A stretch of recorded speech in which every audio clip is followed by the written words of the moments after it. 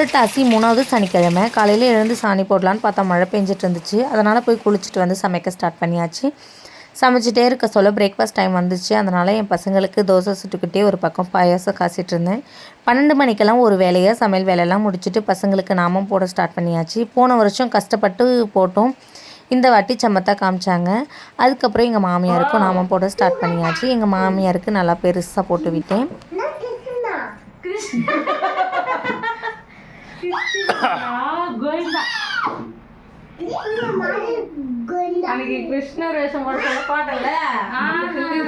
சாமி கும்பிட டைம் ஆயிடுச்சு. அதனால் சாமிக்கு படையல் போட ஆரம்பிச்சிட்டோம். சாப்பாடு 5 வகையான பொரியல், வடை, பாயாசம், கத்திரிக்காய், முருங்கைக்காய், சாம்பார்.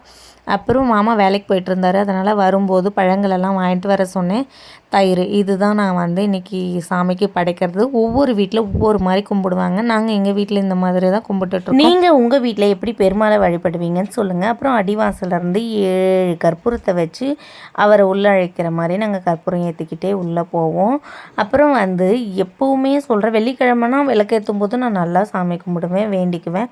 ஆனால் இந்த மாதிரி கும்பிடும்போது நல்லபடியாக கும்பிடணும், எந்த ஒரு குறையும் இல்லாமல் அப்படின்ற ஒரு மைண்ட் செட்லேயே சாமி கும்பிட்ற டைமில் நான் மனசில் எதுவுமே நினைக்கிறது இல்லை. அது என்னவோ எனக்கு தெரியல, பழக்கமே வர மாட்டேங்குது. அப்புறம் 7 குண்டல வாடா எம்பெருமானே கோவிந்தா கோவிந்தான்னு சொல்லி பெருமாளை வழிபட்டாச்சு. எப்போவுமே வந்து ஏதாவது ஒரு மன கஷ்டத்தை கொடுப்பாங்க என் ஃபேமிலி மெம்பர்ஸ். ஆனால் இந்த வாட்டி எந்த ஒரு மன கஷ்டமும் இல்லாமல் மன நிறைவோடு சந்தோஷமாக கும்பிட்டேன் பெருமாளை. அது வரைக்கும் ரொம்ப சந்தோஷம் எனக்கு.